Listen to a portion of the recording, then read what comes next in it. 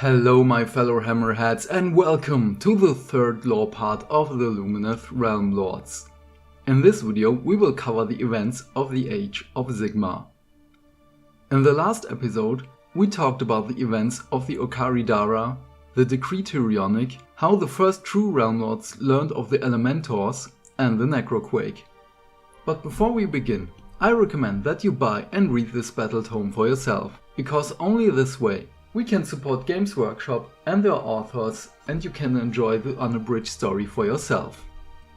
The Age of Sigmar for the Lumineth. We will cover some battles and moments which are mentioned in the Battletome, and a few of them start as small ripples, but I hope that we will see these ripples to transform to greater waves. As the Age of Sigmar began, Sigmar's mighty warriors, the Stormcast Eternals, landed in Hysh on columns of celestial energy.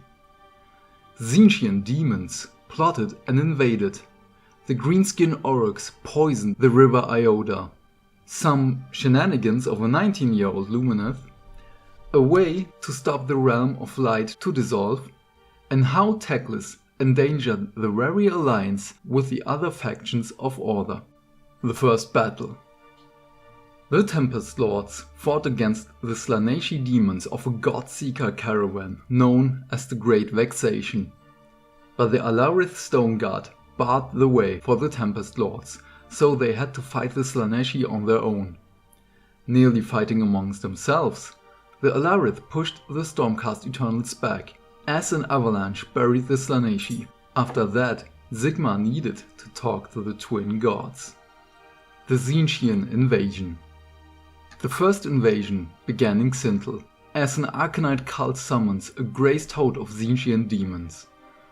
But the Ilata's matriarchs already moved their forces to counter the demon incursion. But being demons of Tzeentch, they had a ploy. Every time a demon is killed, it reforms in the realm of chaos and plunges back into reality.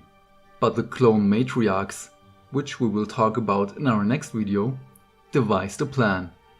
While one fights in Hysh, the other had to venture into the realm of chaos.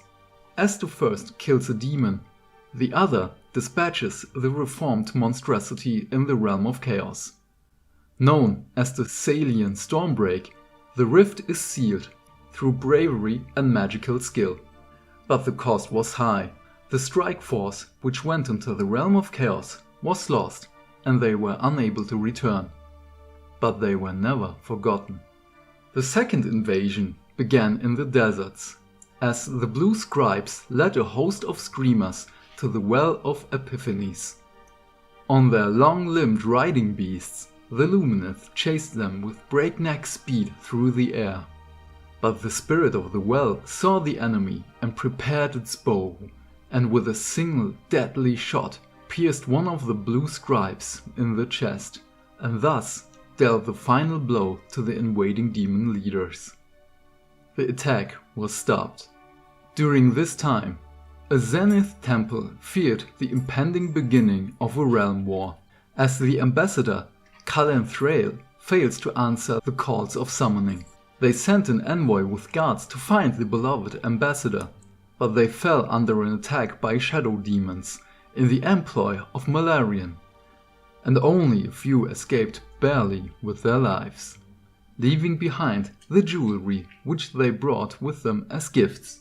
The demons take these trinkets and show them to a half-dead Thrail, but he tricks them to fight for the power inside a stone which holds a small cosmos inside of it. As the stone breaks, it emits pure Hyshian light and destroys the shadow demons. Thrail uses this energy to transform himself into an ethereal angel of light and escapes, though he never accuses Malarian and his kin, because he knows how important the accord between Ulgu and Hysh is, and that it has to be maintained at all cost. The poisoning of a river. Bursting through a realm gate came the Orruks of Mogluk's horde. They were pursued by the Lumineth to the river Isola. The Elementiri raced through the horde, leaving hundreds of slashed throats. But as the Orruks fell into the water, the rusted armor and the blood of the Orruks infected and poisoned the river, imbuing it with a savage anger which travels far and infects several river temples. The shenanigans of a young Lumineth begins in Zytrek. As 19 summers old 3 Halian just wanted to defend the borders of his father's citadel against assailant Geists. He stole an orb of translocation and the dynasty's heirloom, the fabled lance of the realm's edge. As he set the lance off, he not only hit the citadel's wall, but another 7 very far away poor victims, until the beam of light dissipated on the realm's edge. But one of the victims was the lower slopes of a mountain, and one of the other victims was the left leg of a mega gargant. So he just places the lance and the orb back and went back to the Scholar Hall to rejoin his fellows. I guess while whistling like nothing happened. The way to stop Hysh from dissolving.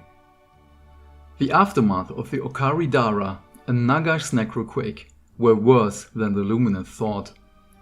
As the substance of Hysh begins to crumble away, Teclis and a council of Cenari position themselves to form a rune and enact a solar ritual. They burn a mile-long symbol into the ground, and with this act prevent the realm from crumbling away. Our last story bit is probably the most important one.